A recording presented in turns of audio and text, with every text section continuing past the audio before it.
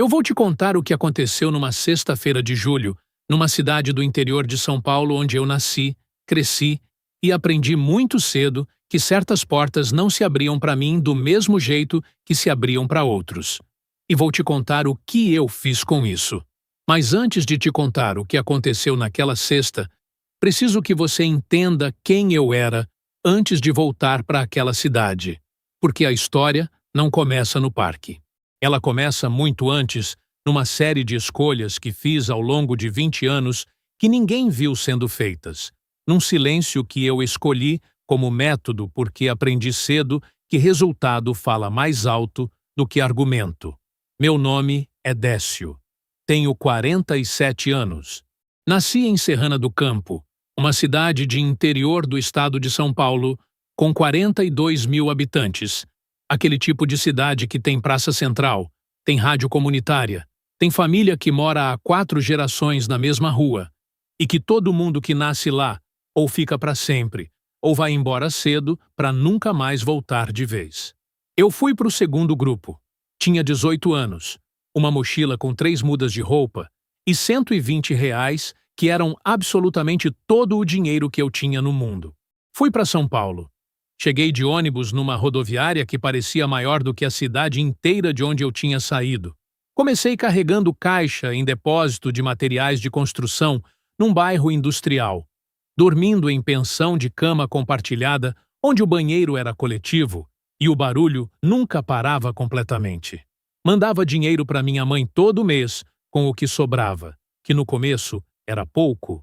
Aprendi a dirigir caminhão porque caminhoneiro ganhava mais do que qualquer coisa que eu conseguia acessar, naquele momento sem diploma e sem indicação. Fiz habilitação da categoria certa, passei numa transportadora de médio porte, fui motorista por 6 anos.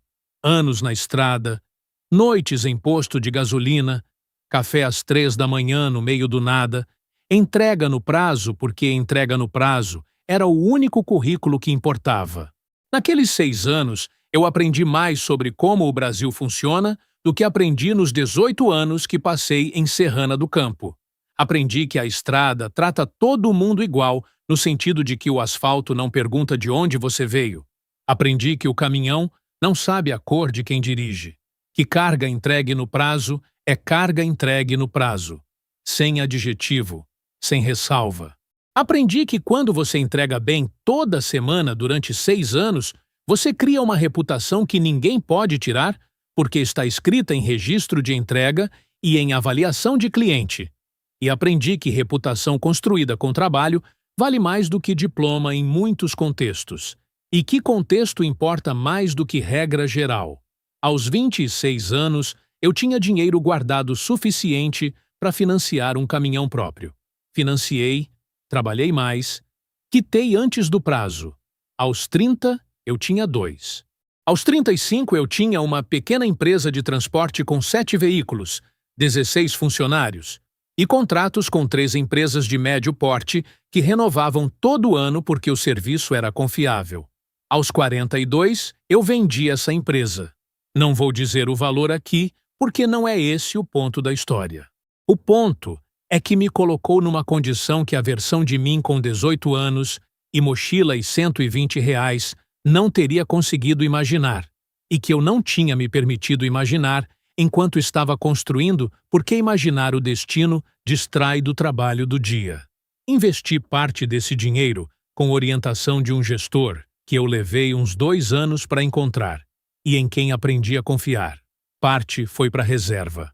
E parte, a primeira coisa que fiz depois que o dinheiro da venda entrou, foi para minha mãe, que finalmente pôde sair do aluguel onde morava há 23 anos. E numa tarde de sexta-feira de julho, eu estava de volta em Serrana do Campo pela primeira vez em 4 anos, com meu filho Guilherme, de 9 anos, no banco de trás do carro, mostrando a ele a cidade onde eu tinha crescido. Guilherme é meu filho, é minha cara, minha cor, meu jeito de inclinar a cabeça quando está pensando. Tem 9 anos e já tem aquela seriedade de criança que observa mais do que fala, que guarda mais do que mostra, que faz perguntas quando as outras crianças já foram embora brincar. A mãe dele diz que é igual a mim. que eu sempre fui assim, sério antes da hora. Eu acho que é só o jeito dele. Ele estava animado naquela viagem, do jeito que criança fica quando o pai faz o que poucas vezes faz, que é deixar o celular de lado, deixar o trabalho de lado e dedicar uns dias só para ela. Eu devia fazer isso mais vezes. Sabia disso naquela viagem e sei agora. A gente tinha chegado na quinta à noite. Visitei minha mãe, que mora num bairro mais tranquilo que eu aluguei para ela, enquanto o apartamento que comprei ficava pronto. Dormimos lá. Na sexta de manhã eu fiz o café com ela. O Guilherme ficou um pouco inquieto de criança que quer ver a cidade nova. E minha mãe disse, leva ele no Parque do Valmir. Tem brinquedo novo. As crianças adoram.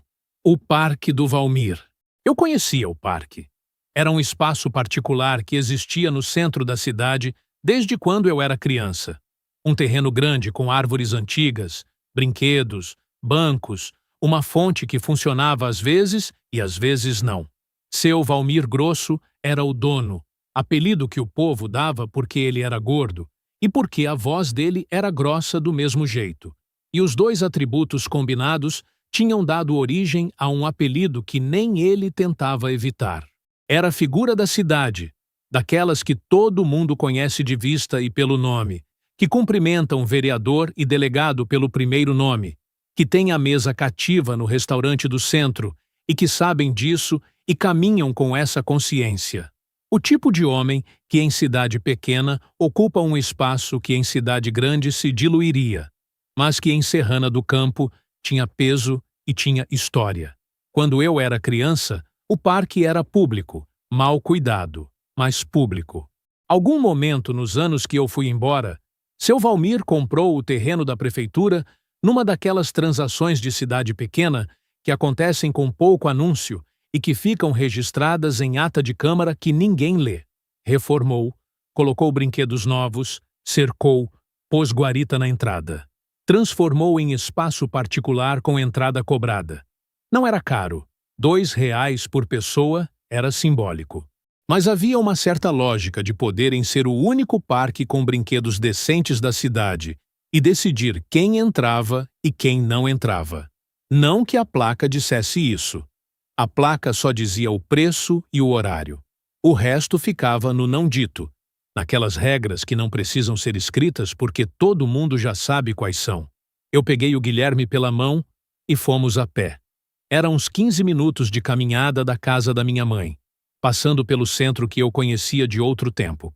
As mesmas ruas, o mesmo calçamento irregular que a cidade nunca tinha dinheiro para consertar, a mesma farmácia na esquina, o mesmo bar que abria cedo. O Guilherme ia olhando tudo com aquele olhar de criança que está num lugar novo, fazendo perguntas sobre o que via, se eu havia brincado naquela rua, como era o colégio onde eu tinha estudado.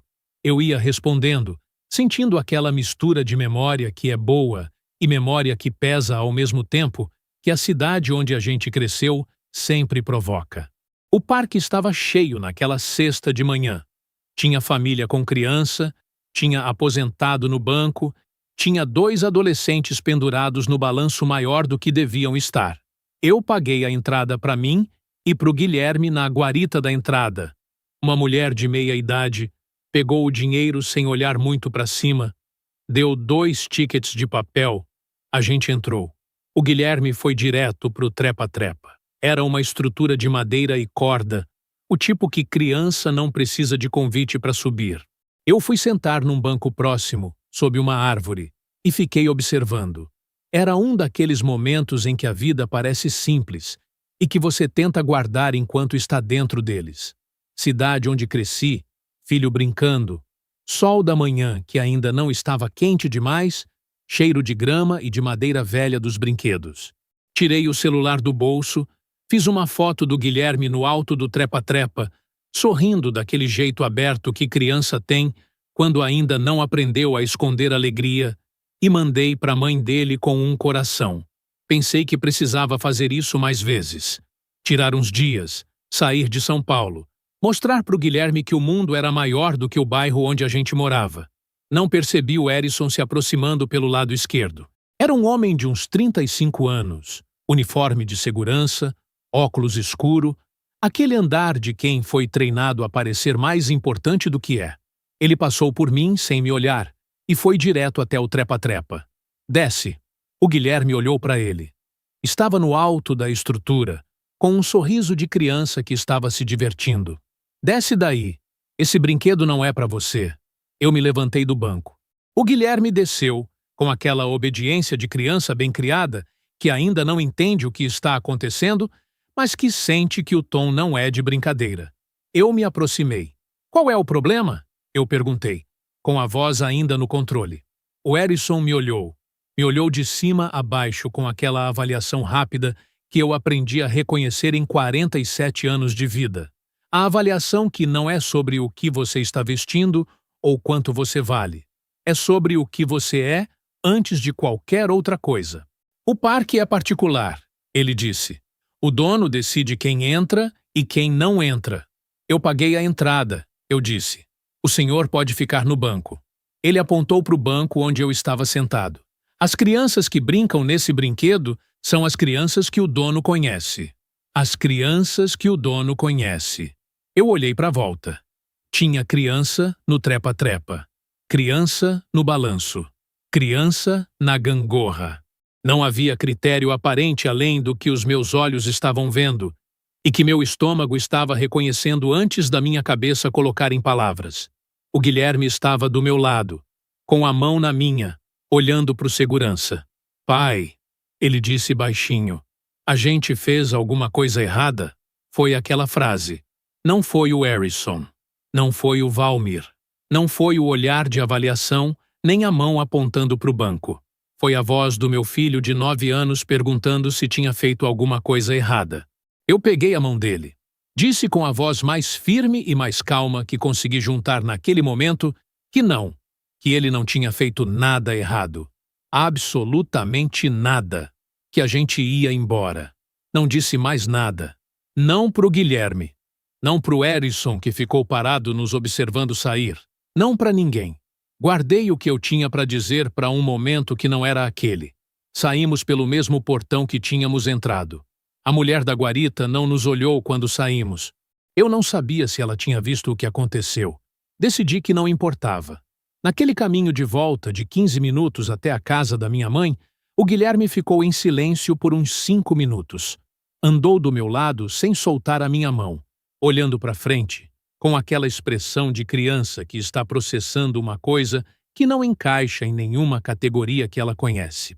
Depois perguntou, com aquela voz de filho que confia que o pai vai dar uma resposta honesta. Por que ele não deixou eu brincar, pai? Eu andei mais um pouco antes de responder. Não porque não soubesse o que dizer, porque estava decidindo quanto da resposta verdadeira um menino de 9 anos precisava receber naquele momento. Porque tem gente que decide que algumas pessoas não merecem o mesmo espaço que outras, eu disse. E geralmente decide isso por motivos que não têm nada a ver com o que essas pessoas fizeram ou deixaram de fazer. Ele ficou em silêncio de novo. Eu sentia a mão dele na minha.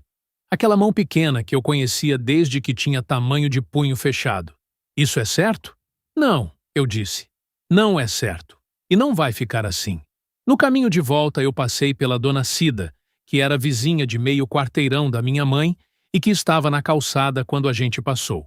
Ela me olhou e olhou para o Guilherme e olhou para minha expressão e não disse nada, mas fez aquele movimento de quem viu e vai lembrar. Chegamos na casa da minha mãe. Ela estava na cozinha e percebeu de imediato que alguma coisa tinha acontecido. Mãe percebe essas coisas antes de você abrir a boca, pelo jeito que você abre a porta, pelo silêncio que você traz antes das palavras. Eu fiz sinal discreto de que depois eu contava. O Guilherme foi para a sala assistir televisão sem pedir nada, sem perguntar mais nada, que era outro sinal de como aquela manhã tinha pesado nele. Minha mãe ficou me olhando da porta da cozinha com aqueles olhos que me conhecem desde que eu vim ao mundo. O Valmir? Ela disse. Eu não precisei confirmar. Ela já sabia antes de perguntar. Provavelmente soube quando sugeriu o parque e viu minha expressão quando voltei. Ela assentiu devagar, com aquele jeito de mulher que viveu a vida inteira em cidade pequena, e que conhece cada camada da história daquele lugar, cada quem é quem, cada o que foi feito a quem, que já não se surpreende mais com certas coisas, mas que continua doendo do mesmo jeito toda vez, que surpresa e dor são coisas diferentes. Naquela noite, depois que o Guilherme dormiu, eu fiquei sentado na mesa da cozinha da minha mãe com uma xícara de café esfriando na frente. Minha mãe tinha ido dormir cedo. A casa estava quieta. Só o barulho de ventilador do quarto do fundo e o som da rua lá fora. Aquele ritmo de cidade pequena que não é silêncio, mas é mais quieto do que a cidade grande. Eu fiquei sentado pensando. Não na raiva. Raiva eu já tinha sentido naquela tarde e tinha colocado no lugar que raiva fica quando você tem outra coisa mais útil para fazer com ela. Pensando em coisa específica. O parque estava à venda. Eu tinha visto a placa 2 anos antes, quando vim visitar minha mãe numa passagem rápida de 2 dias. Placa pequena no portão lateral do parque, branca com letras azuis, com o nome de corretor e número de telefone. Na época passei sem parar, sem anotar, sem pensar mais nisso porque não havia razão para pensar. Naquela noite eu tinha razão. Peguei o celular, abri o navegador, digitei o nome da cidade, parque, venda. Encontrei o anúncio em 3 cliques, num portal de imóveis, com fotos do terreno tiradas provavelmente há 1 ano, com aquela qualidade de foto de anúncio imobiliário de cidade do interior. Terreno de 4.200 metros quadrados, área central, com benfeitorias existentes, 1,2 milhão aceita proposta, corretor Dr. Marcos Albuquerque, número de telefone e e-mail disponíveis. Eu olhei para aquele anúncio por um tempo. Li 2 vezes. Olhei para as fotos, depois olhei para o relógio. Era quase meia-noite. Fui até o quarto onde o Guilherme estava dormindo. Abri a porta com cuidado. Ele estava de lado na cama, com aquele sono fundo de criança que não guarda rancor, nem quando tem razão para guardar. A cidade estranha, a cama estranha, a tarde que tinha sido o que tinha sido. E ele dormia do mesmo jeito que sempre dormia. Fiquei olhando para ele por uns 2 minutos. Depois, voltei para a cozinha. Sentei, peguei o celular de novo e anotei o número do Dr. Marcos Albuquerque num bloco de notas. Eu sabia o que eu ia fazer. Não sabia ainda todos os detalhes de como, mas o que eu ia fazer estava claro, como o parque estava claro na minha cabeça naquela tarde, com o Guilherme no alto do trepa-trepa e a voz do Harrison dizendo aquela frase que ia ficar comigo por muito tempo. Esse brinquedo não é para você. Ia ser. E quando fosse, ia ser de um jeito que Serrana do Campo não ia esquecer tão cedo. Eu não dormi naquela sexta à noite. Não foi insônia de ansiedade. Não foi raiva que não deixava dormir. Foi decisão mesmo. Eu decidi não dormir. Decidi ficar acordado com aquele pensamento até entender cada parte dele, até que o plano que estava se formando na minha cabeça tivesse forma suficiente para eu confiar nele. Existe uma diferença entre reagir e agir. Reagir é o impulso antes da razão. Agir é quando você tem a emoção, a reconhece e decide o que fazer com ela de um jeito que vai durar mais do que o momento. Aprendi isso na estrada. Caminhoneiro que reage com o susto perde o controle. Caminhoneiro que respira e desvia entrega a carga. Aquela noite, eu era o caminhoneiro. E o destino estava claro. Às 3 da manhã, eu tinha o contorno básico de um plano que me parecia sólido. Não era complicado. Na verdade, era simples do jeito que as coisas melhores costumam ser quando você passa tempo suficiente olhando para elas sem a pressa de resolver rápido. O terreno estava à venda. Estava à venda há pelo menos 2 anos, provavelmente mais, porque anúncio que fica 2 anos no portal de imóveis de cidade pequena é anúncio de dono que tentou e não vendeu, e que, por mais teimoso que seja, está matematicamente mais aberto à proposta do que estava no dia 1. Eu tinha recurso financeiro para comprar, sem financiamento, sem dependência de banco, sem prazo de aprovação. Eu conhecia a cidade, a história dela, as pessoas, e eu tinha uma motivação que nenhum outro comprador potencial tinha, e que era exatamente a motivação que eu precisava ter para fazer aquilo da forma certa. O que eu não tinha era tempo. Compromisso em São Paulo na segunda-feira. Se eu fosse agir, precisava agir rápido e em silêncio. Em cidade pequena, notícia viaja antes do fato. Se o Valmir soubesse quem estava comprando antes da escritura estar assinada, ele podia recusar. Vendedor pode desistir antes de assinar. É o direito dele. Eu precisava que ele não soubesse até que estivesse feito. Acordei no sábado às 6 da manhã, que era a hora que eu normalmente acordava por hábito de 20 anos de logística. O corpo aprende os horários e não pergunta se você quer dormir mais. Fiz o café da minha mãe antes que ela levantasse. Era uma coisa que eu fazia sempre que estava na casa dela, independente de quanto tempo fazia que eu tinha saído de lá. Aquele ritual pequeno de filho que não mora mais com a mãe, mas que guarda 1 ou 2 gestos do tempo que morava, porque são gestos que dizem coisas que a palavra não alcança. Ela desceu às 6h30 com aquele passo tranquilo de mulher que não tem pressa de manhã. Viu o café na mesa, me viu sentado com a xícara na mão, me olhou por um segundo com aqueles olhos que me liam antes de eu saber falar. Você não dormiu, ela disse. Não era pergunta. Dormi um pouco, eu disse, que era mentira, e que ela sabia que era mentira. Ela se serviu. Sentou do outro lado da mesa. Ficou me olhando com aquela paciência de quem não precisa perguntar, porque sabe que a resposta vai vir quando a pessoa estiver pronta. Minha mãe tem um jeito de esperar que eu nunca vi em mais ninguém. Ela fica quieta, mas não é silêncio passivo. É um silêncio que deixa espaço. Eu fiquei com a xícara nas mãos por um momento. Mãe, eu disse, quanto tempo aquela placa de venda está no parque? Ela pensou por um momento. Do jeito que ela pensa quando está buscando informação que tem, mas que precisa organizar. Desde que o Valmir brigou com os filhos, ela disse. Ele tem 2 filhos. Um mora em Campinas, o outro em São Paulo.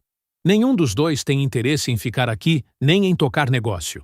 O Valmir não queria deixar o parque para eles para virar abandono ou para vender barato quando ele não estivesse mais aqui. Então decidiu vender em vida, no preço que ele queria.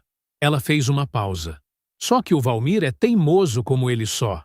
Não negocia, não baixa o preço. E 2 anos depois, ninguém comprou porque 1,2 de patrimônio nessa cidade não é pouca coisa. Tem que ser alguém de fora com interesse específico. O preço listado é 1,2, eu disse. Ela me olhou por um segundo. Você está pensando em comprar o parque do Valmir? Não era pergunta também.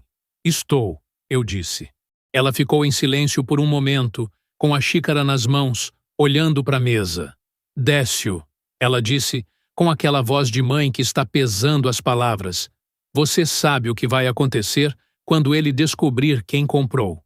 Eu sei, eu disse. E você quer que isso aconteça. Eu quero que o Guilherme possa brincar no parque, eu disse. O resto é consequência.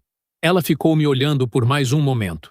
Depois, assentiu uma vez, devagar, e foi buscar mais café. Naquele sábado de manhã, enquanto o Guilherme ainda dormia, eu comecei o trabalho. A primeira coisa que eu precisava saber era quem era o Dr. Marcos Albuquerque, além do nome no anúncio. Em cidade pequena, corretor de imóveis é figura conhecida, tem reputação construída ao longo de anos, tem carteira de clientes, tem histórico. Mas eu estava há 4 anos sem viver em Serrana do Campo e não conhecia esse corretor específico. Liguei para um antigo colega de escola que ainda morava na cidade. Um homem chamado Fábio, que tinha virado contador e que conhecia todo mundo no meio comercial local. A gente não se falava muito, de vez em quando uma mensagem de aniversário, mas era do tipo de amizade de infância que retoma de onde parou sem estranhamento. Liguei sem explicar o porquê. Disse que estava pensando no investimento imobiliário na cidade, pesquisando corretores, e que o nome do Dr. Marcos tinha aparecido. Perguntei se era confiável. Fábio disse que sim, sem hesitar. que o Dr. Marcos era corretor há 18 anos em Serrana do Campo, que tinha reputação sólida, que era do tipo que conduzia o processo sem alarido e que não gostava de falar de negócio antes de fechado por superstição mesmo, porque achava que falar antes de fechar azarava. Discreto por superstição. Melhor ainda, discrição por princípio pode ter exceção. Discrição por crença é mais difícil de quebrar.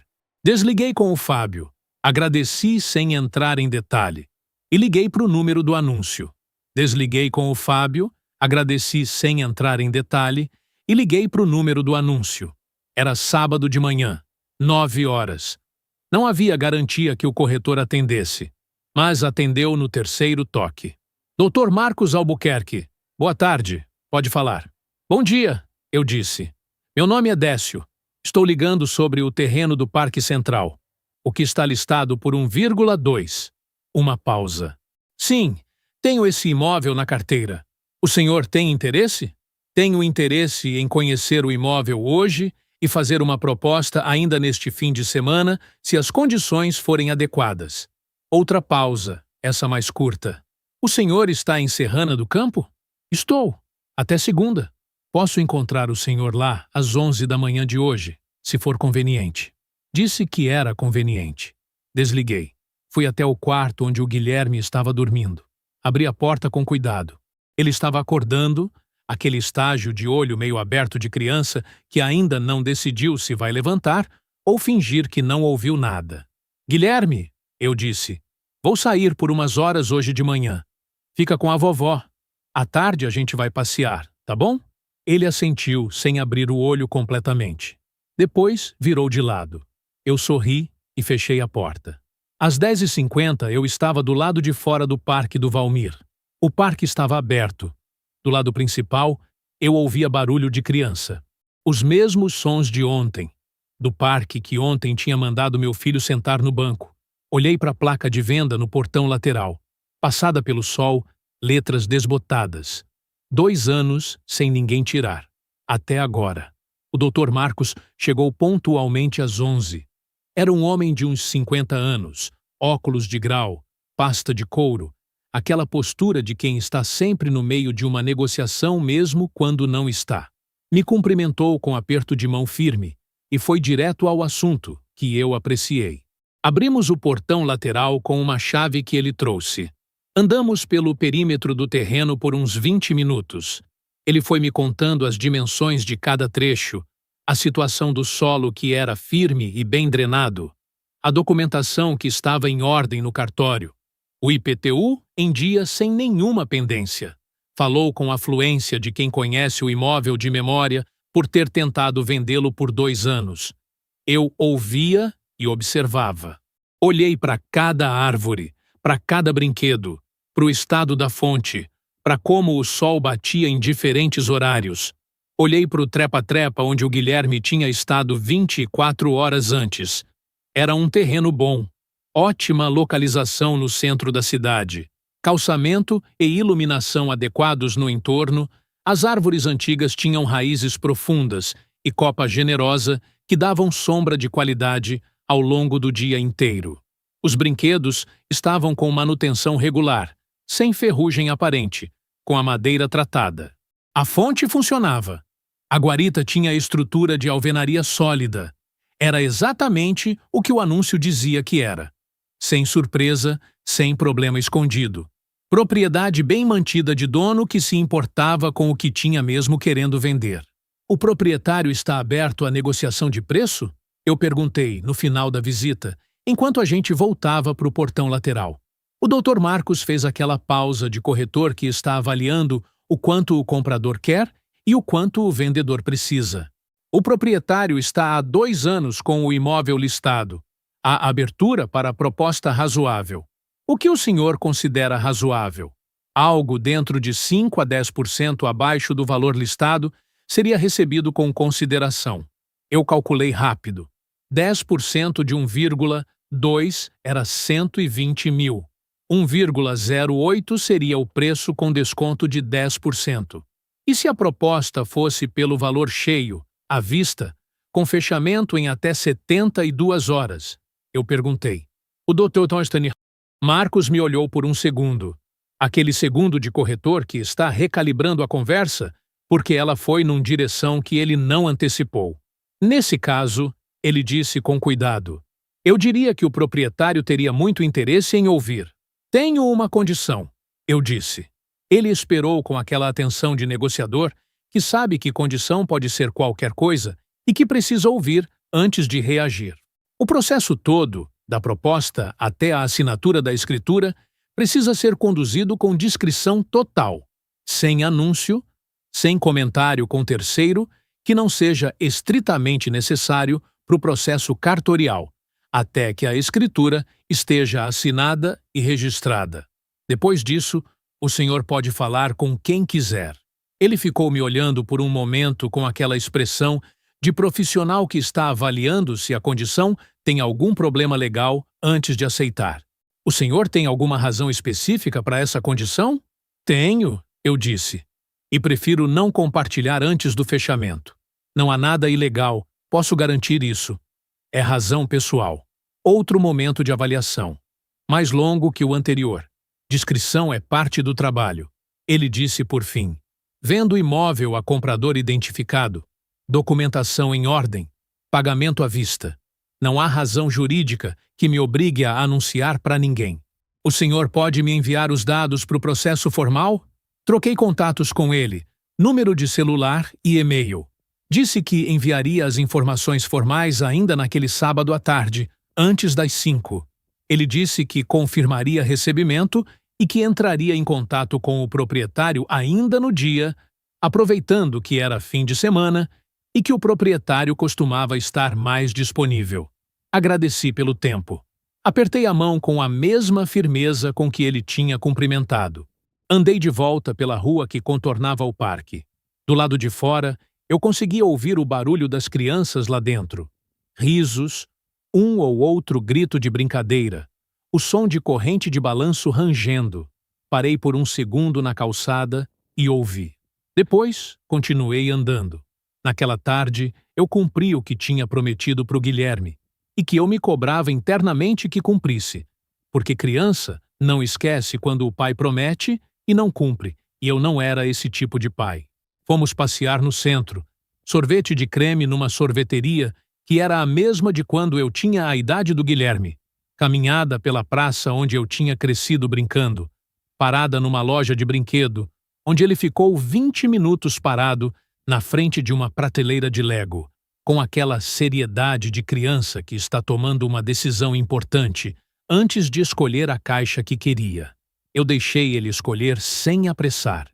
Deixei ele olhar cada caixa, virar, ler o que tinha dentro, comparar. Esse era o tipo de tarde que eu queria que ele guardasse de Serrana do Campo, não a manhã do parque. Essa tarde. No caminho de volta, passamos pela Dona Cida na calçada de novo. Ela me cumprimentou, olhou para o Guilherme com o sorvete na mão e um sorriso. Olhou para mim com um olhar que tinha mais dentro do que a saudação simples. À noite, depois do jantar, enquanto o Guilherme montava o Lego novo na sala com minha mãe do lado lendo revista, eu fui até o quarto, abri o notebook e fui preparando os documentos que o Dr. Marcos havia pedido.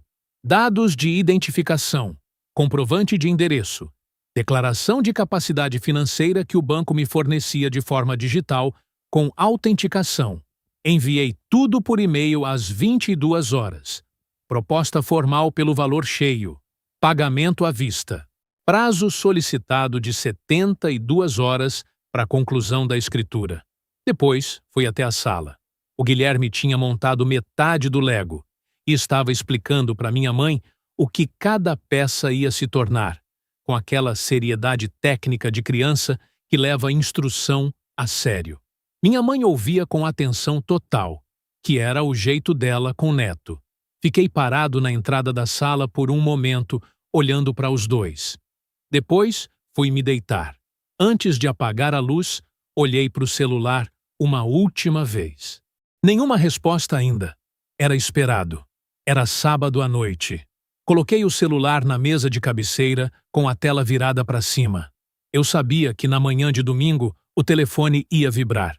E que quando vibrasse, Ia ser o começo do fim de uma história que tinha começado na sexta de manhã com um homem de óculos escuros e uniforme de segurança apontando para o banco e dizendo ao meu filho, com aquela calma de quem está acostumado a dizer esse tipo de coisa, que o brinquedo não era para ele.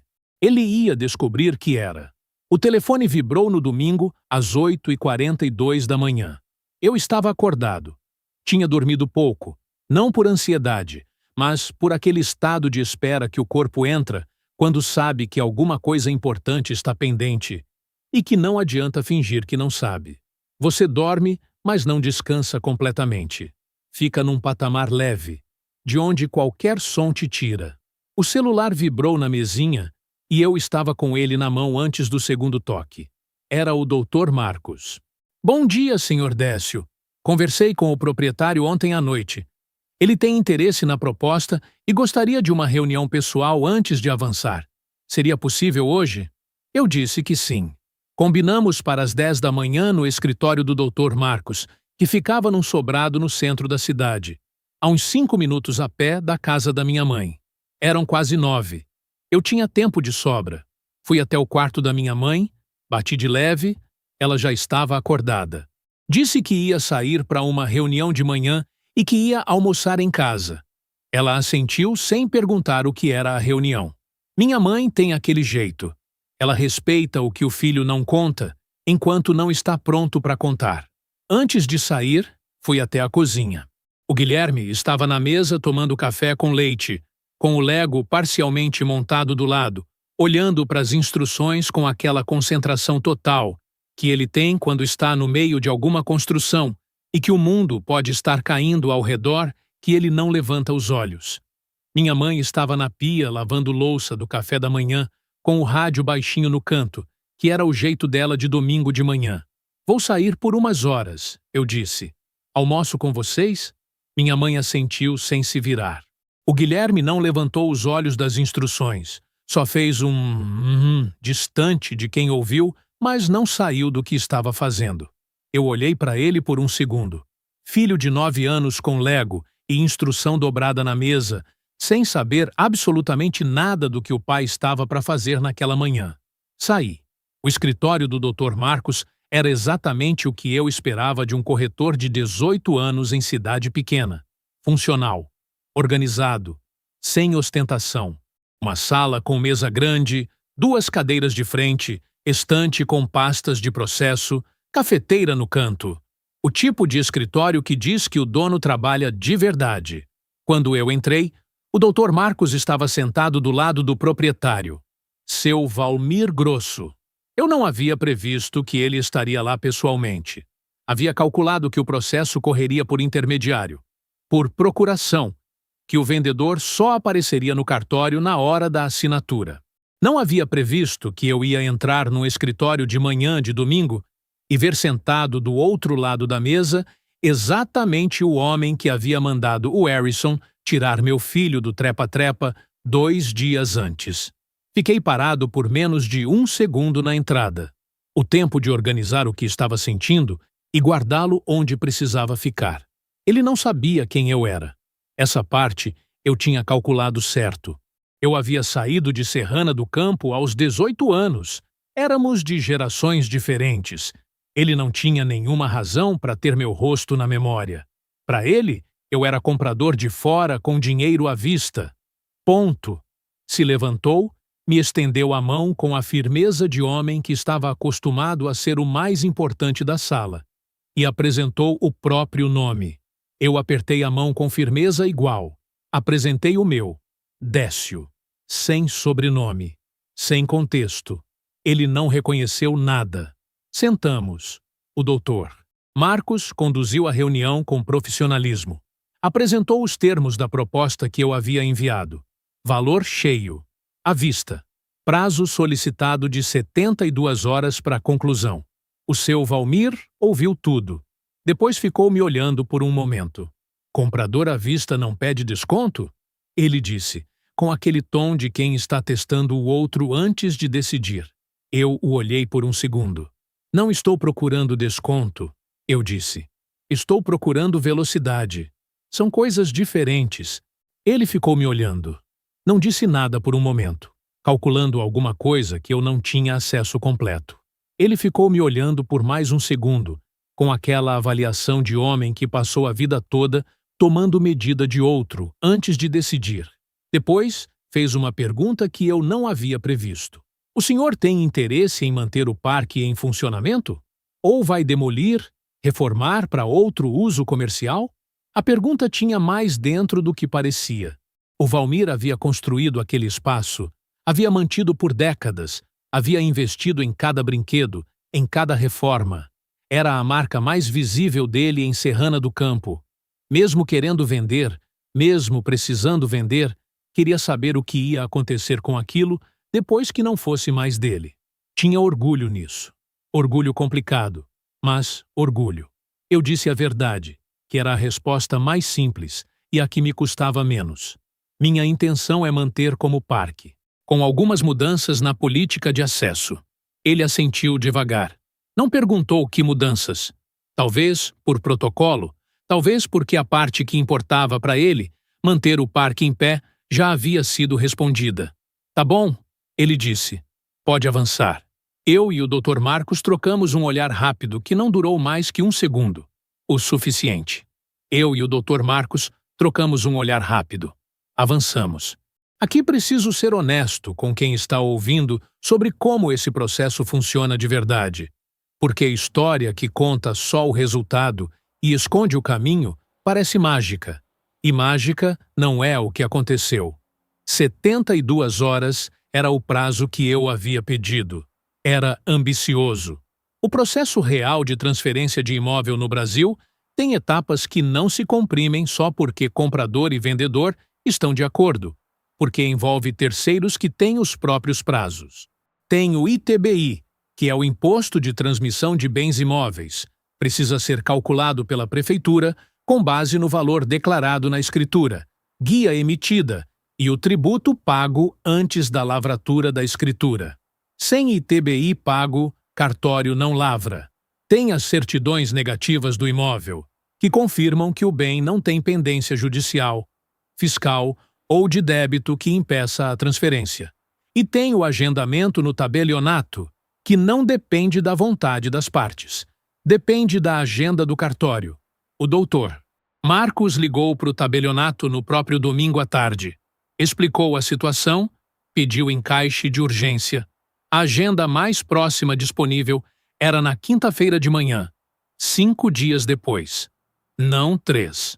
Eu aceitei a quinta-feira sem questionar. 5 dias era o que era. Reclamar de prazo de cartório é como reclamar de chuva. Voltei para São Paulo na segunda de manhã, cedo, antes que o Guilherme saísse para a escola. Estava na casa da minha mãe às 5h30, silencioso, sem acender luz para não acordar ninguém. Mas o Guilherme estava acordado quando passei no quarto para pegar a bolsa. Pai, você vai embora? Vou, filho. Mas no fim de semana, eu venho te buscar. Ele assentiu com os olhos ainda meio fechados, jogou o braço para cima num beijo de longe, que era o jeito dele de despedida quando estava com sono. Eu peguei a bolsa e saí. Nas 2 horas de estrada de volta para São Paulo, enquanto o sol ainda estava nascendo e a estrada estava quase vazia, eu não ouvi rádio, não liguei o podcast de sempre, não liguei nada. Fui no silêncio pensando no que aconteceria no fim de semana seguinte. Ele foi para a escola, eu fui para o trabalho. A semana começou. Por dentro, eu estava em 2 lugares ao mesmo tempo, como quem está numa reunião, mas tem outra coisa rodando em paralelo no fundo da cabeça que nunca para completamente. Cumpri meus compromissos da semana. Reunião na terça, ligação de cliente na quarta, revisão de contrato de prestador de serviço. As coisas do dia a dia que não param porque você tem uma compra de imóvel pendente no interior do estado. Mas o celular ficava sempre no canto da mesa, com o som no máximo, tela virada para cima. O Dr. Marcos mandava mensagem quando precisava de documento ou informação, e eu precisava responder no mesmo dia, porque prazo de cartório não espera humor de comprador. Ele foi eficiente. Cada pendência resolvida no prazo, cada comunicação clara e objetiva, sem enrolação. Na terça de manhã, me mandou a guia do ITBI com o valor calculado pela Prefeitura de Serrana do Campo. Transferi o valor ainda na terça. Na tarde da terça, ele confirmou o pagamento recebido e protocolo gerado. As certidões negativas do imóvel estavam em ordem. O parque não tinha nenhuma pendência judicial, nenhuma dívida de IPTU atrasada, nenhuma hipoteca, nenhuma ação de qualquer natureza que impedisse a transferência. O Dr. Marcos havia feito a verificação inicial antes de me apresentar o imóvel, que era parte padrão do trabalho dele. Mas eu pedi que o advogado que cuida dos meus contratos em São Paulo também fizesse uma leitura das certidões por e-mail quando o Dr. Marcos me enviou. Era procedimento meu em qualquer negócio imobiliário. 2 pares de olhos olham melhor que um. Estava limpo. Imóvel sem história complicada. Dono que sempre pagou em dia. Terreno sem disputa. Exatamente como o anúncio dizia. Na quinta-feira de manhã, eu acordei às 5h30 e fui de carro para Serrana do Campo, que era 2 horas de estrada com trânsito light naquele horário. Cheguei às 7h40. Tomei café num bar do centro que eu conhecia de quando era criança e que ainda existia no mesmo lugar com o mesmo balcão. O tabelionato abria às 8h30. Eu estava do lado de fora às 8h20. O Dr. Marcos chegou às 8h40. Entramos juntos. Seu Valmir chegou às 9h05, 5 minutos depois do horário marcado, com um filho de uns 30 e tantos anos que o acompanhou como testemunha. O filho parecia do tipo que mora em cidade grande e que estava ali por obrigação familiar. Aquela expressão de quem tem lugar para estar, mas está naquele.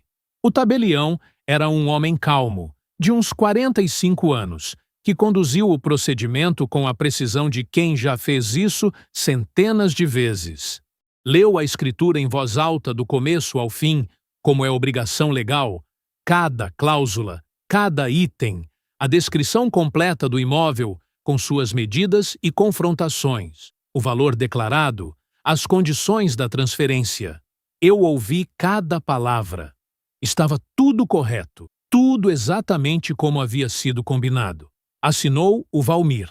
Assinei eu. Assinaram as testemunhas. O tabelião carimbou. Registrou no livro. Entregou as vias. Eram 9h42 da manhã de uma quinta-feira de julho. O parque era meu. Seu Valmir se levantou do lado oposto da mesa.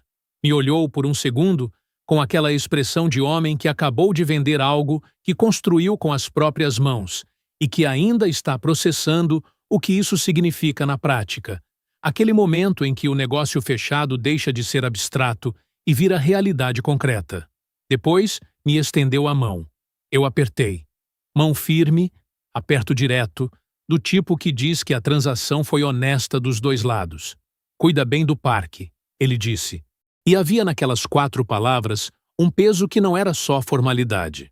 Era um homem de 62 anos entregando algo que havia sido dele por décadas para um desconhecido, e que ainda não sabia que o desconhecido não era assim tão desconhecido da história daquele lugar. Vou cuidar, eu disse. E era verdade. Ele assentiu uma vez, devagar. Virou e saiu com o filho, que havia acompanhado toda a reunião em silêncio, que era o papel de testemunha e que ele havia cumprido sem acrescentar nada. Eu fiquei parado no tabelionato por um momento, com a via da escritura na mão. O Dr. Marcos disse: "Parabéns, Sr. Décio. Imóvel regularmente transferido." Agradeci. Saí. Eram quase 10 da manhã. O sol de julho em cidade do interior de São Paulo tem aquela qualidade seca, que não queima, mas que aquece de dentro. Aquele calor que fica na calçada e no asfalto, e que a gente associa com férias e com o interior mesmo. Andei pelo centro por um momento, sem destino específico, com a escritura dobrada no bolso do casaco. Passei pela praça. Passei pela sorveteria onde tinha levado o Guilherme no sábado anterior. Passei pela dona Cida, que estava na calçada, e que me olhou com uma expressão que me fez pensar que ela já sabia.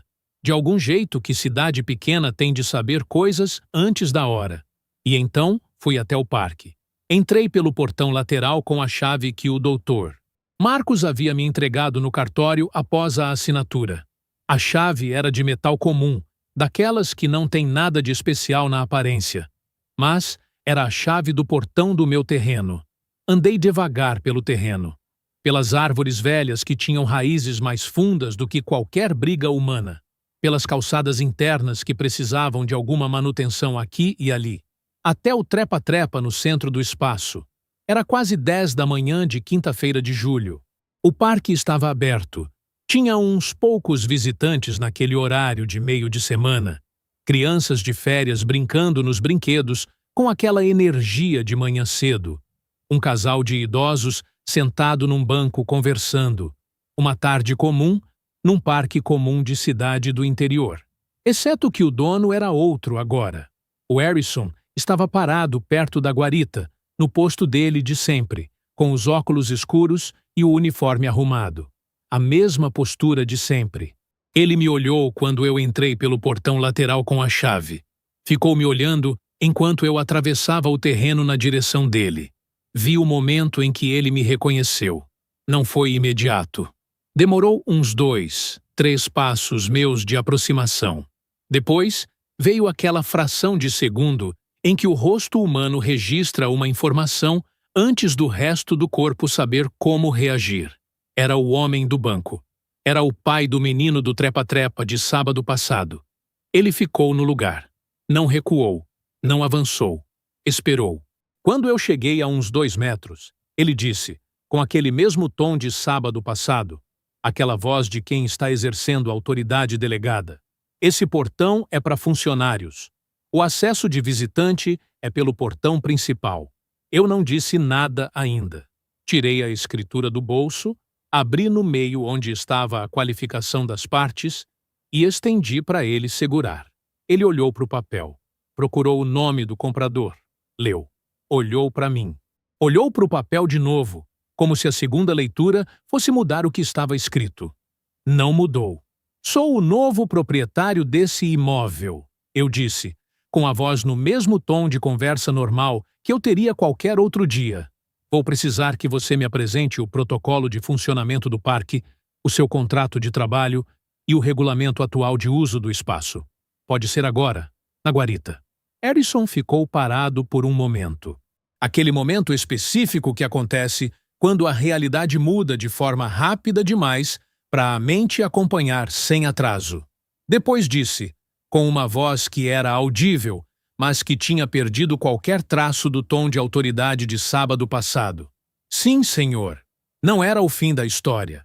Era o começo de um capítulo que eu ainda precisava escrever, sobre o que ia fazer com aquele parque, sobre que mudanças ia implementar, sobre como aquele espaço ia funcionar a partir dali, sobre o que ia acontecer quando seu Valmir descobrisse quem havia comprado e por quê. Isso a gente conta nas próximas partes.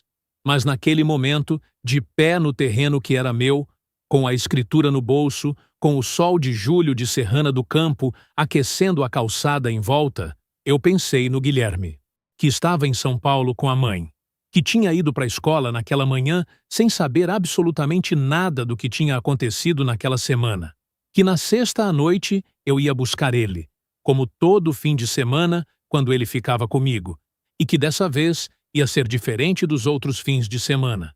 Eu ia trazer ele de volta para Serrana do Campo, e ele ia poder brincar em qualquer brinquedo que quisesse, no parque que era meu, no parque que era dele. Se você está acompanhando essa história e ainda não está inscrito no canal, faz isso agora. Porque o que aconteceu no fim de semana seguinte, quando eu voltei com o Guilherme, é o que eu nunca esqueci e nunca vou esquecer enquanto eu viver. Na sexta à noite, eu busquei o Guilherme na casa da mãe dele. Ele entrou no carro com a mochila do fim de semana, jogou no banco de trás, me deu um abraço rápido pelo entre-bancos, do jeito que criança dá quando está mais focada no destino do que na chegada, e perguntou para onde a gente ia. Serrana do Campo, eu disse. Ele ficou em silêncio por um segundo. De novo? De novo. Ele não reclamou. Pegou o celular, colocou o fone e ficou no próprio mundo pelos primeiros 40 minutos de estrada, que era o jeito dele de viagem longa. Eu fui dirigindo no silêncio, com a cidade de São Paulo ficando para trás e a estrada abrindo na frente. Na metade do caminho, quando a estrada já estava longa e o céu estava completamente escuro, ele tirou um fone e perguntou, olhando pela janela: "Tem alguma coisa diferente dessa vez?" Crianças percebem mais do que adulto imagina. Ele não tinha visto nada, não sabia de nada, mas sentiu que a viagem tinha outro peso. Eu olhei para ele pelo espelho retrovisor. "Tem", eu disse. "O que é?" "Você vai ver amanhã de manhã." Ele ficou me olhando pelo espelho por um segundo, avaliando se eu ia dar mais detalhe. Decidi que não ia. Algumas coisas precisam ser vividas para funcionar, não contadas de véspera. Ele voltou para o fone, mas não colocou nos 2 ouvidos de novo. Ficou com um fone só pelo resto da estrada, o que nele era sinal de que estava prestando atenção em outra coisa além da música. Chegamos na casa da minha mãe por volta das 10h30 da noite. Ela estava acordada na sala, com a televisão ligada no volume baixo daquele jeito de quem está esperando, mas não quer admitir que está esperando. Quando a gente entrou, ela levantou, foi para a cozinha sem dizer nada, e 2 minutos depois tinha sopa quente na mesa. Não havia pedido isso. Não havia avisado que viríamos com fome. Mas minha mãe sabia que viagem longa com criança chega com fome, e tinha sopa. É o tipo de coisa que mãe sabe. O Guilherme tomou a sopa toda, que era sinal de que estava com fome de verdade, e foi dormir sem resistência, que era sinal de que estava cansado de verdade. 2 sinais iguais ao mesmo tempo era criança que ia dormir fundo. Eu fiquei na cozinha com minha mãe, depois que ele foi para o quarto. Ela me olhou por um momento. "Amanhã você vai lá", ela disse. Não era pergunta. "Amanhã", eu disse. Ela assentiu. Ficou em silêncio por um momento, olhando para o café. "O Valmir já sabe quem comprou", ela disse então, com aquela voz de quem está entregando informação que importa, mas sem dramatizar. Eu levantei os olhos do café. "Quando?" O Dr. Marcos confirmou a escritura para o Harrison na quinta, que comentou com alguém que chegou no Valmir antes do fim do dia. "Você sabe como é." Ela me olhou. "É Serrana do Campo." Eu sabia. Havia calculado que a notícia ia vazar em algum ponto. O que eu havia garantido era que vazasse depois da escritura assinada e registrada, que era o único momento que importava.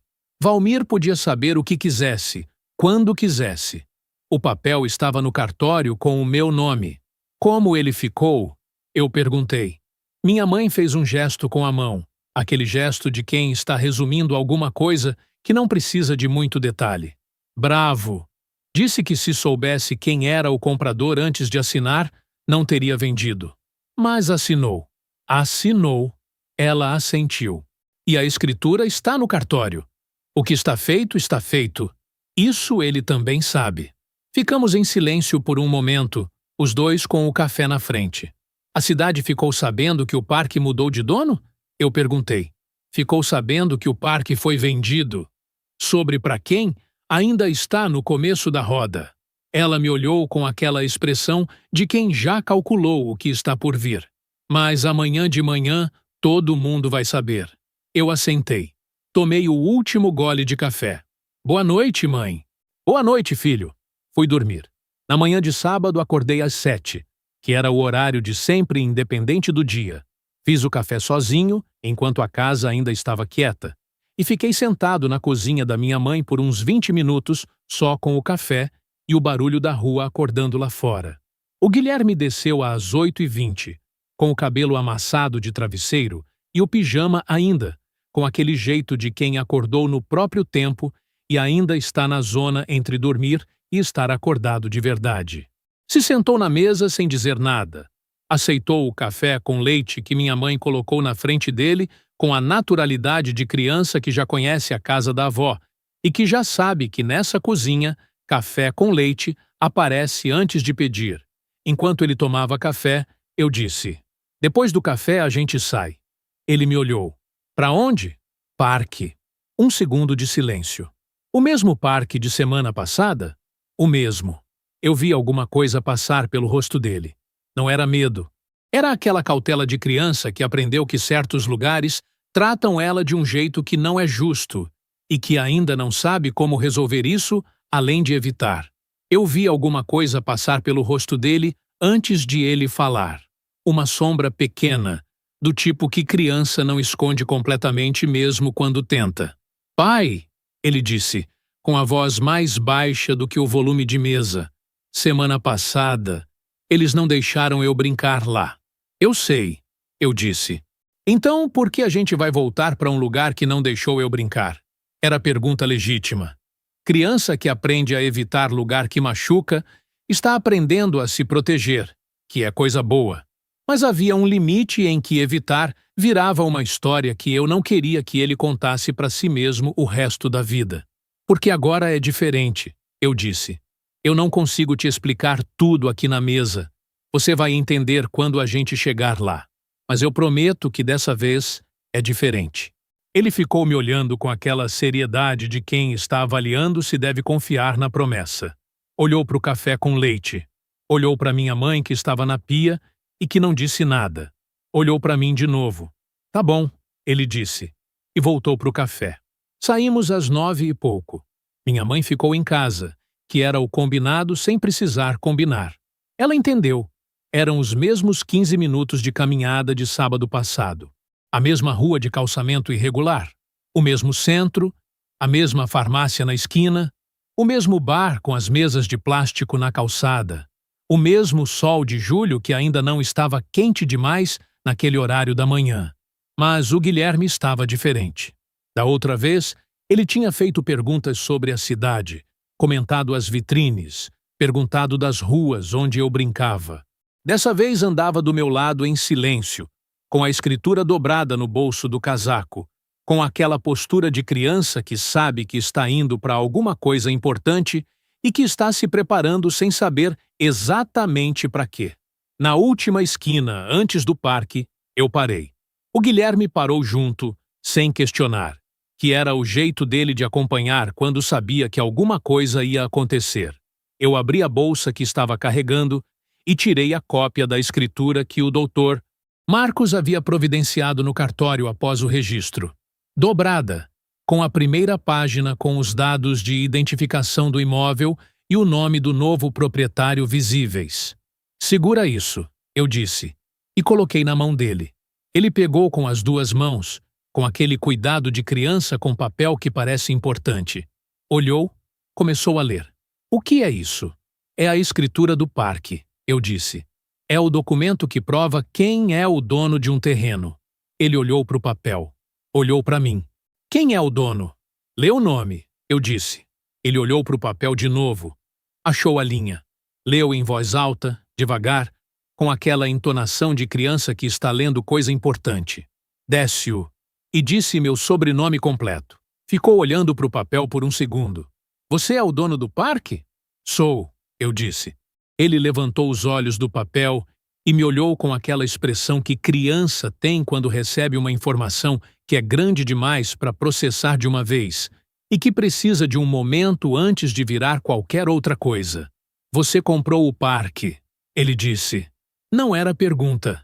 Era ele organizando o fato em voz alta para que o fato coubesse na cabeça. "Comprei." Outro segundo de silêncio. "Por causa de mim?" ele perguntou. Não era orgulho. Era pergunta de verdade, daquelas que criança faz quando quer entender antes de sentir qualquer coisa sobre o que entendeu. Eu fiz uma pausa antes de responder. Não porque não soubesse a resposta, porque a resposta merecia ser dita com o cuidado que ela merecia. "Por causa do que é certo", eu disse. "Você não fez nada errado semana passada. Não fez nada errado nenhuma vez na vida inteira. E eu não estava disposto a deixar aquela tarde ser a última palavra sobre o que você pode ou não pode acessar nessa cidade." O Guilherme ficou olhando para mim por um longo momento, com o papel nas duas mãos e aquela expressão de criança que está processando uma coisa grande, sem pressa de chegar a uma conclusão antes de ter processado de verdade. Depois, dobrou a escritura com cuidado, exatamente do mesmo jeito que eu tinha dobrado antes de tirar da bolsa, e colocou no bolso do casaco com as duas mãos, com aquele gesto que tinha dignidade de adulto numa pessoa de 9 anos. Pode ir, ele disse. Fomos. Entramos pelo portão principal, que era a entrada de visitante, que era a entrada que eu queria que ele usasse naquele dia.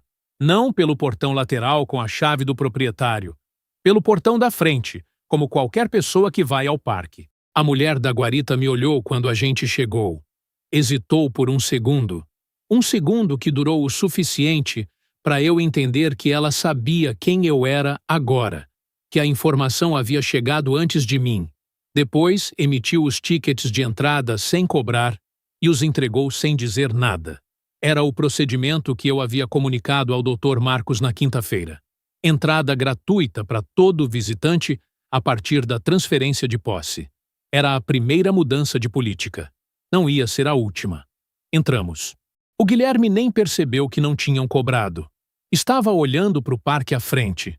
O Guilherme foi direto para o trepa-trepa. Eu fui sentar no banco debaixo da árvore, o mesmo banco de sábado passado, e fiquei observando. Ele foi. Direto para o trepa-trepa, sem hesitar, que era o que eu queria ver. Subiu devagar no começo, com aquela cautela de criança que aprendeu que precisa checar antes de confiar completamente. Depois mais rápido, quando os primeiros segundos passaram e nada aconteceu, quando o brinquedo era só brinquedo e a corda era só corda. Chegou no alto, com as mãos na corda, o peso do corpo equilibrado, olhando para baixo para mim lá no banco. Me olhou. Eu acenei com a cabeça. Ele sorriu. Aquele sorriso largo e aberto de criança que está se divertindo de verdade. O mesmo sorriso da foto que eu tinha tirado uma semana antes, naquele mesmo lugar, antes do Harrison aparecer e da tarde mudar. Tirei o celular do bolso. Fiz outra foto. Dessa vez não precisei parar no meio para mandar para ninguém. Fiquei com ela. Naquele momento, com o Guilherme no topo do trepa-trepa sorrindo para baixo para mim, com o sol de julho de Serrana do Campo aquecendo a calçada ao redor e o barulho de outras crianças brincando por todo o parque, eu senti uma coisa que não consigo nomear com precisão, mas que estava mais perto de paz do que de qualquer outro sentimento que eu conheço. Não era euforia. Não era vitória no sentido competitivo da palavra. Não era aquela alegria barulhenta de quem ganhou uma disputa. Não era vingança. Isso eu preciso dizer com clareza, porque sei que é o que muita gente imagina quando ouve essa história. Nunca foi sobre vingança. Vingança é quando você quer que o outro sofra. Eu não estava ali para ver ninguém sofrer. O Harrison estava no posto dele. O Valmir estava em casa com a própria raiva, que era o problema dele. Não o meu. Era a correção. Era o mundo voltando para um ângulo mais justo do que estava na semana anterior. Era meu filho de 9 anos no alto de um brinquedo, num parque onde ele tinha todo o direito de estar. E essa verdade, que semana passada precisava ser defendida, agora estava gravada em papel registrado em cartório. Ficamos no parque por 2 horas. O Guilherme brincou em todos os brinquedos.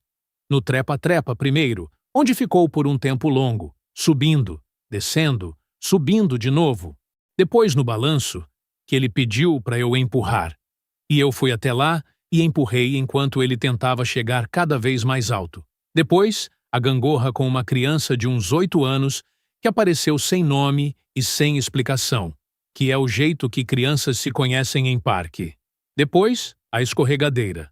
Eu fiquei no banco debaixo da mesma árvore de sábado passado, durante a maior parte do tempo, observando. Era o mesmo banco, a mesma sombra, a mesma vista para o trepa-trepa.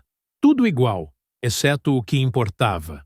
De vez em quando ele vinha até mim para beber água ou para me mostrar algo que havia aprendido. Um jeito diferente de subir. Um truque no balanço. Contava com aquela pressa de quem quer compartilhar antes que o momento passe. Depois, voltava correndo. Por volta das 11, o Harrison passou pela área onde eu estava sentado, fazendo o percurso regular de segurança que ele fazia todo sábado. Passou a uns 5 metros. Não parou, não disse nada. Me olhou de soslaio, aquele olhar rápido de quem está avaliando sem querer parecer que está avaliando, e foi embora na direção da guarita. Eu não disse nada. Não havia nada a dizer. Ele era funcionário fazendo o trabalho. O trabalho agora era diferente. As regras do parque agora eram outras. Mas isso era conversa de gestão, não de sábado de manhã com o filho brincando no balanço. Olhei para o Guilherme no balanço. Ele não havia percebido o Hérisson. Estava ocupado demais tentando chegar mais alto. Quando saímos perto do meio-dia, o Guilherme estava com fome, com o cabelo bagunçado pelo vento do balanço e com aquele cansaço satisfeito de criança que brincou de verdade. O tipo de cansaço que é diferente do cansaço de dia ruim, que tem leveza dentro. Saímos pelo portão principal, o mesmo portão que havíamos entrado, na calçada de Serrana do Campo, e ele pegou minha mão enquanto a gente andava em direção ao centro para almoçar. Depois de uns 2 minutos em silêncio, ele disse: "Pai." "Oi, obrigado." Eu apertei a mão dele. Não disse nada. Não precisava. Andamos mais um pouco pelo centro em direção ao restaurante, com o sol de meio-dia e a calçada movimentada do sábado de Serrana do Campo. Depois de uns 2 minutos, ele disse: "Posso voltar semana que vem?" Eu olhei para ele. "Pode voltar quando quiser," eu disse. "O parque é seu." Ele considerou isso por um segundo com aquela seriedade que eu já conhecia tão bem. "Meu e de todo mundo," ele disse, com naturalidade total, sem drama, sem elaboração, como se fosse a parte mais óbvia do que havia sido dito. Eu parei de andar. O Guilherme deu mais 2 passos antes de perceber que eu tinha parado e se virou para me olhar com expressão de que foi. Eu fiquei olhando para ele por um momento. Para o meu filho de 9 anos que havia acabado de dizer, sem instrução prévia, sem discurso, sem nenhum apoio além do próprio raciocínio. A coisa exata que eu havia pensado durante toda aquela semana, mas que nunca havia conseguido colocar em palavras tão simples e tão certas. Meu e de todo mundo. Não só dele. De todo mundo que antes não entrava por falta de convite. Meu e de todo mundo. Eu repeti. "É," ele disse, com aquela paciência de quem acabou de explicar algo que achava óbvio. "Pode andar agora?" Eu sorri. E continuei andando. Juntos. Na segunda-feira seguinte ao sábado do Guilherme no Trepa-Trepa, eu estava de volta em São Paulo. O fim de semana havia ficado em Serrana do Campo. O sábado no parque, o almoço depois com o Guilherme que havia pedido hambúrguer, porque depois de 2 horas de brinquedo, ele queria o que queria. À tarde na casa da minha mãe, com o Guilherme montando o resto do Lego. A noite quieta, antes da estrada de volta. Na segunda de manhã, com o café na frente e o caderno de anotações aberto, eu tinha uma lista de decisões que precisavam ser tomadas sobre o parque. Porque comprar é uma coisa. O que fazer depois de comprar é outra. E era a parte que ninguém vê quando ouve a história, mas que é a parte que determina se a compra significou alguma coisa além do gesto. Eu havia comprado um parque que funcionava. Tinha funcionários, tinha rotina, tinha visitantes regulares. Não era um terreno vazio onde eu ia começar do zero. Era um espaço que tinha vida antes de mim e que ia continuar tendo vida depois, e o que eu fizesse com ele ia moldar que tipo de vida era essa. Algumas coisas eram claras desde o começo, antes mesmo de a escritura estar assinada. A primeira mudança era a entrada gratuita que eu havia determinado na quinta-feira. Permanente, sem exceção, sem categoria especial. Sem dia gratuito, que é outra forma de cobrar todos os outros dias. O parque havia sido por décadas um espaço onde R$ 2 podia ser barreira suficiente para determinadas famílias. A partir da minha posse, isso acabou. A segunda mudança era o regulamento de uso. Quando eu levantei os papéis do parque com o Dr. Marcos, não encontrei nenhum documento formal que descrevesse as regras de uso e acesso.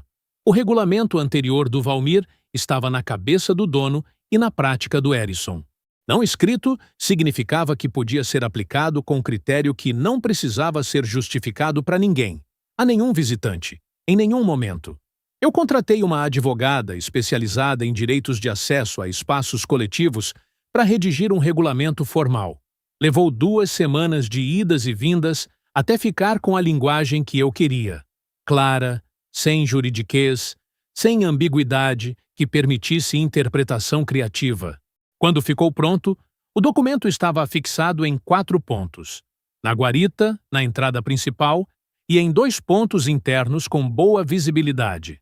Todo visitante que entrava no parque podia ler as regras. Todo funcionário tinha uma cópia assinada no contrato. A terceira mudança era sobre o Harrison. Eu precisava ser honesto aqui também, porque é a parte que mais gente me pergunta quando conto essa história. O Harrison não era o problema principal. Era um homem que havia executado uma instrução do Valmir. Provavelmente, do jeito que executava qualquer outra instrução que o Valmir dava. Sem questionar muito, porque era o emprego dele. Porque o Valmir era o dono. Porque esse era o contexto em que ele vivia. Eu não sei se ele havia concordado com a instrução. Não sei se havia desconfortado. Nunca perguntei, e provavelmente nunca vou saber, porque não era informação que mudaria o que havia acontecido. O que eu sabia era que o contrato de trabalho dele havia passado para minha gestão junto com o imóvel, que era o padrão legal nesse tipo de transferência. Ele podia continuar como funcionário do parque sob as novas regras, ou podia não continuar. Mas essa decisão dependia do que ele faria, não do que havia feito. Conversei com ele numa tarde de semana, no espaço dos fundos da guarita que havia virado meu escritório improvisado quando eu estava no parque. Era uma sala pequena, sem muito mais do que mesa e 2 cadeiras e um ventilador de teto que barulhava mais do que ventilava. Fui direto, sem preâmbulo, sem discurso, sem julgamento verbal do que havia acontecido no sábado do Guilherme. Não era a hora de fazer processo de nada. Era a hora de estabelecer como as coisas iam funcionar dali para frente. Expliquei. As regras do parque haviam mudado. Entrada gratuita para todos, sem exceção. O regulamento afixado era o documento de referência para qualquer questão de acesso. Nenhuma decisão de impedir acesso a visitante podia ser tomada por funcionário sem estar explicitamente prevista no regulamento. Qualquer situação não prevista devia ser registrada e escalada para mim, não resolvida no momento por critério pessoal. Ele ouviu tudo com atenção, sem interromper, sem questionar. Disse que entendia. Disse sim, senhor, que era a resposta que ele dava quando recebia a instrução de dono. Eu não sabia o que ele pensava de verdade por baixo do sim, senhor. E não era o momento de perguntar. Havia momento para essa conversa mais funda, talvez, mas não era aquele. Aquele era o momento de estabelecer as regras. O que ele faria a partir dali era o que ia determinar o futuro dele no parque, e ele entendia isso tão bem quanto eu. Nos meses seguintes, ele seguiu o regulamento. Sem incidente, sem reclamação de visitante, sem nenhuma situação que escalasse até mim. Não sei o que ele pensava, mas o que ele fazia era o que precisava ser feito. Naquelas semanas, a cidade foi reagindo. Serrana do Campo é uma cidade onde parque foi vendido uma vez em décadas, onde o comprador era alguém de fora que a maioria não conhecia e onde a história do filho expulso e do pai que comprou o terreno estava se espalhando da forma que histórias se espalham em cidade pequena.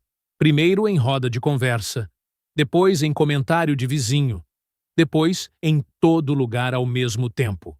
Dona Cida foi a primeira pessoa de fora da minha família que veio me falar diretamente. Apareceu no parque numa tarde de semana, numa das vezes em que eu estava lá resolvendo pendência com o Dr. Marcos sobre algum detalhe de documentação do imóvel. Me encontrou no banco debaixo da árvore, que havia virado o meu ponto de trabalho quando eu estava no parque. Aquele banco debaixo da sombra onde tudo havia começado, e sentou do meu lado sem pedir licença, que era o jeito dela de sempre. Décio, ela disse, arrumando a bolsa no colo com aquela calma de mulher que tomou uma decisão e não tem pressa de executar. Eu vim te dizer uma coisa. Eu esperei. Eu estava no parque no sábado que eles mandaram o Guilherme sair do brinquedo. Você não me viu, mas eu estava num banco do outro lado, com minha vizinha. Vi o Harrison ir até o menino. Vi o menino descer. Vi você chegar, perguntar, e depois ir embora com o menino pela mão. Eu olhei para ela sem dizer nada. Fiquei quieta porque não era meu negócio interferir. Mas fiquei pensando nisso a semana inteira. Em como o menino desceu. Em como você saiu sem fazer barulho. Uma pausa curta. Sabia que você ia fazer alguma coisa. Não sabia o quê. Eu não disse nada. Deixei ela terminar. Quando soube que você tinha comprado, fui até a casa da sua mãe e disse para ela que estava certa sobre você. Ela me olhou com aquela expressão de 70 anos de leitura de gente, de quem já viu muita coisa e que sabe a diferença entre reação e ação. Você fez a coisa certa, do jeito certo. Eu agradeci. Ela assentiu, se levantou com aquela dificuldade de joelho de quem carrega muitos anos na articulação e foi embora sem mais cerimônia. Tinha dito o que veio dizer. Não foi a única reação. Houve gente que achou que eu havia feito demais, que havia transformado um incidente numa disputa desnecessária, que comprar o parque havia sido gesto de ego, não de princípio. Essas opiniões chegaram até mim de forma indireta, pelo circuito de cidade pequena, às vezes na voz da minha mãe que ouvia do vizinho, às vezes num comentário que chegava por caminho tortuoso. Eu ouvia, registrava internamente e não respondia, porque não havia resposta pública que valesse o que custaria dar. Houve gente que achou que eu havia feito de menos, que o Harrison devia ter sido demitido, que o Valmir devia ter alguma consequência mais visível, além de ter vendido o que estava tentando vender de qualquer forma há 2 anos, que a cidade precisava de uma declaração, de um ato mais explícito, de algo que funcionasse como marcador público do que havia sido errado. Essas opiniões eu também ouvia. E houve gente que simplesmente apareceu no parque. Família que morava na cidade há gerações e que havia parado de frequentar em algum momento, sem nunca ter explicado publicamente o porquê, mas que voltou quando a entrada ficou gratuita e o regulamento ficou visível na entrada. Criança que eu não havia visto nos 2 sábados anteriores, brincando nos brinquedos com crianças que eu já conhecia de vista. Um grupo de adolescentes que eu percebi usando o espaço numa tarde de semana com aquela naturalidade de quem sabe que tem o direito de estar lá. O parque estava ficando mais cheio. Não de forma dramática, não como evento, mas de forma gradual e consistente, que é o tipo de mudança que dura. Não era uma transformação instantânea. Era gradual, do tipo que você nota na semana 3, comparando com a semana 1, e que vai aumentando ao longo do tempo. Entrada gratuita ajudava. Regulamento claro ajudava. Mas havia outra coisa que eu não havia planejado e que não podia ter planejado. A história do que havia acontecido havia chegado antes de mim em muitos casos, e algumas pessoas estavam vindo para ver com os próprios olhos. Numa tarde de sábado de agosto, 1 mês depois da compra, eu estava no banco debaixo da árvore com o caderno de gestão do parque na mão, revendo algumas contas de manutenção, quando um homem se aproximou pelo caminho interno. Devia ter uns 50 anos, calça jeans, camisa xadrez, aquele jeito de homem de cidade pequena que não se veste para nada específico, mas que está sempre arrumado. Olhou para mim por um segundo, depois olhou para o parque ao redor, depois para mim de novo, com a expressão de quem está confirmando alguma coisa antes de falar. "O senhor é o novo dono?" Ele disse. Eu disse que era. Ele ficou em silêncio por um momento. Olhou para o trepa-trepa onde havia umas 4 crianças subindo e descendo. Depois disse: "Minha filha brincou aqui quando era criança. Toda semana, durante anos." Depois parou de vir. Uma pausa que tinha peso de história dentro. Ela tem 32 anos agora. Tenho uma neta de 6. Não disse mais. Mas havia tudo dentro daquelas frases. A filha que parou de vir. O porquê que ele não disse em palavras. A neta que ainda não havia vindo. "O parque está aberto", eu disse. "Pode trazer ela quando quiser. Entrada livre." Ele assentiu. Deu boa tarde com aquela seriedade de quem acaba de fechar alguma coisa internamente. Virou e foi embora pela calçada. Eu fiquei olhando para as costas dele indo embora por um momento. Depois, voltei para o caderno. Mas continuei pensando naquelas frases por um bom tempo depois. O Guilherme voltou no fim de semana seguinte, como havia pedido, e no seguinte. Toda semana que ele ficava comigo, parte do fim de semana era no parque, que passou a ser a âncora do roteiro entre a gente, aquele lugar que a gente tinha como ponto fixo. Às vezes ficávamos 1 hora, às vezes eu levava trabalho para o banco debaixo da árvore e ficávamos a tarde toda, ele brincando, eu com o caderno, os dois no mesmo lugar, mas em mundos paralelos que de vez em quando se cruzavam quando ele vinha me mostrar alguma coisa. Ele foi fazendo amizade com outras crianças. Aquelas amizades de parque que não têm sobrenome, que não precisam de confirmação de rede social, que existem dentro do espaço e que são completamente reais dentro do espaço. O tipo de amizade que adulto esquece como fazer e que criança nunca precisou aprender porque sempre soube. Numa tarde de sábado, ele estava no balanço com uma criança de uns 10 anos que eu não conhecia, os dois tentando sincronizar o ritmo dos balanços ao mesmo tempo, quando me olhou do alto e gritou: "Pai, esse é o Henrique. Ele vem aqui toda semana." O Henrique me olhou. Eu acenei. Ele acenou de volta sem parar de balançar, com aquela eficiência de criança que resolve o cumprimento sem interromper o que está fazendo. Esse era o parque que eu queria que existisse.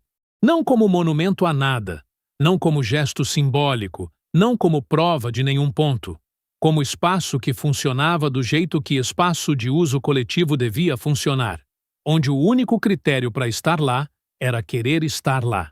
2 meses depois da compra, recebi uma ligação do seu Valmir. Se você está me ouvindo e ainda não está inscrito no canal, faz isso agora. Porque o que ele disse naquela ligação é o que eu não esperava de jeito nenhum.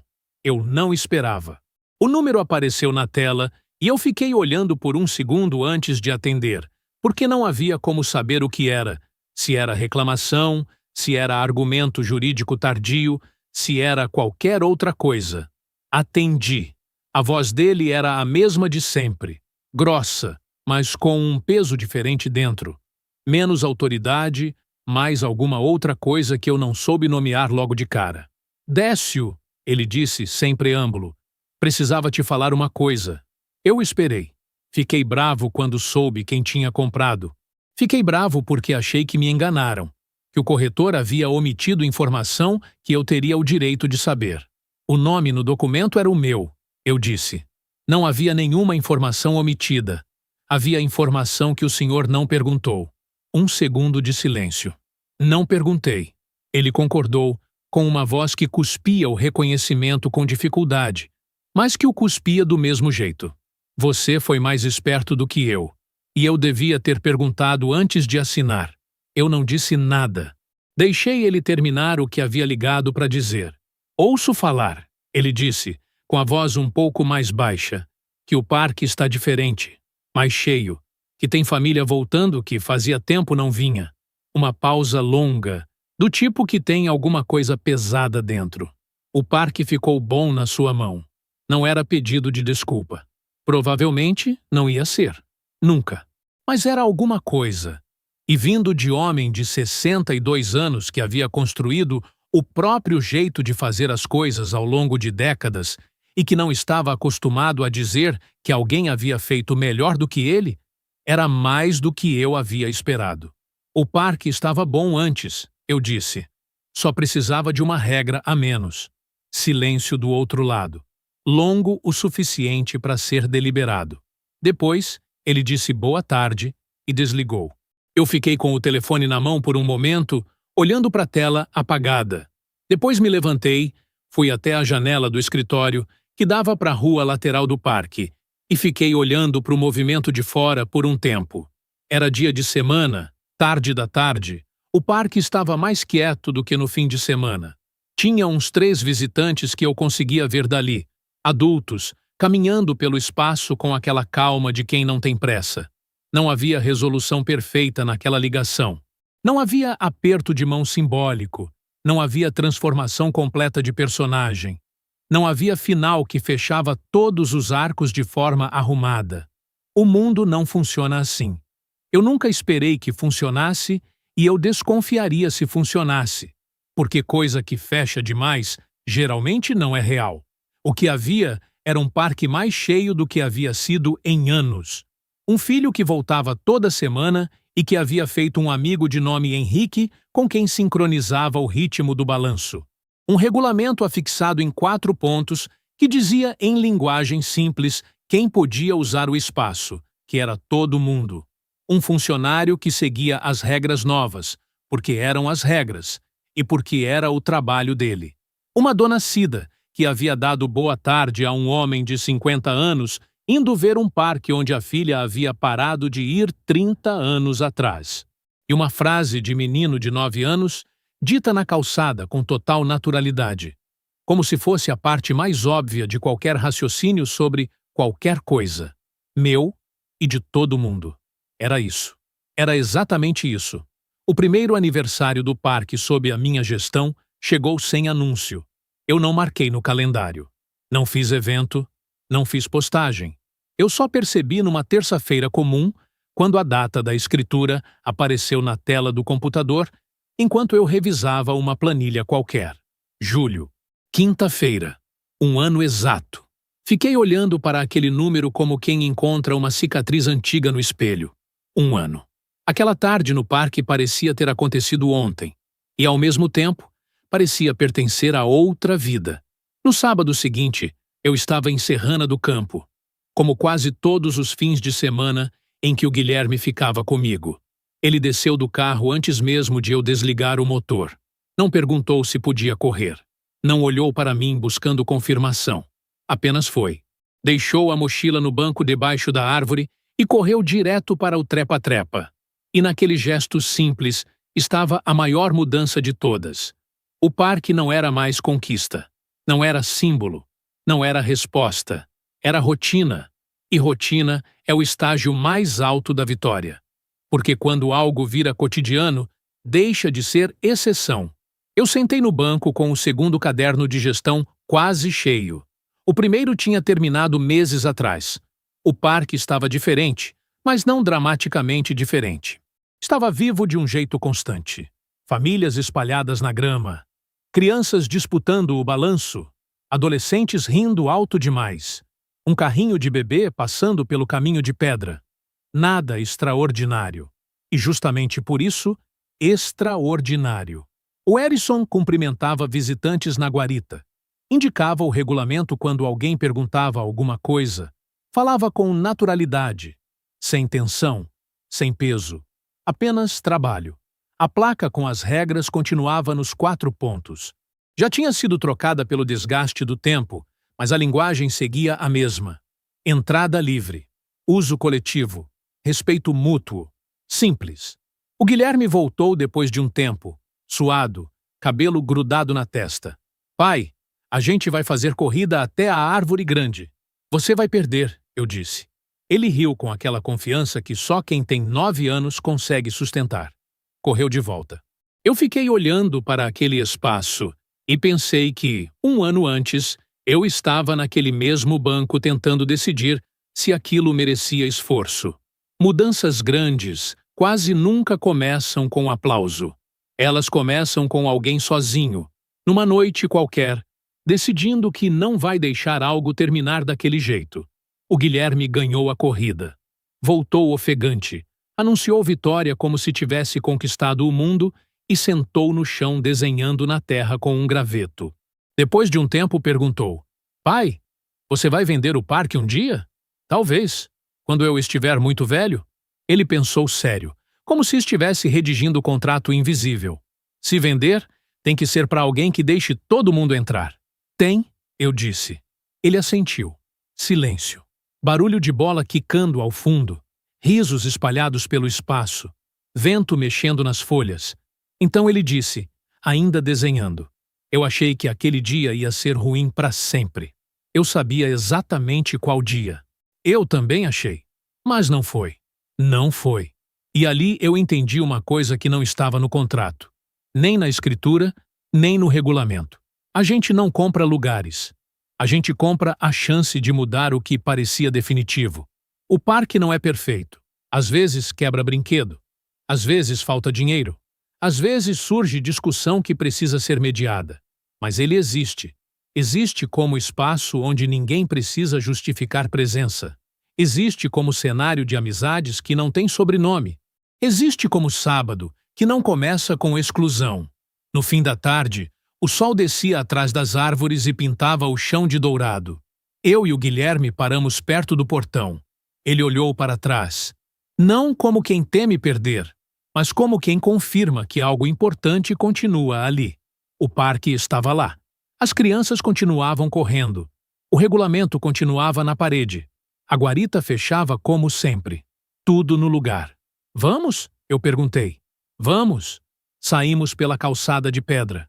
Eu olhei para trás uma última vez. 1 ano antes, eu achei que tinha comprado um terreno com brinquedos. Hoje eu sei que eu comprei responsabilidade. E responsabilidade não é sobre possuir. É sobre garantir que continue sendo de todo mundo. Se essa história te lembrou que às vezes a gente pode mudar mais do que imagina, se inscreve no canal, porque toda semana eu conto uma história real sobre decisões que parecem pequenas, mas que mudam tudo. E a próxima pode ser exatamente a que você precisava ouvir. Meu e de todo mundo. Sempre.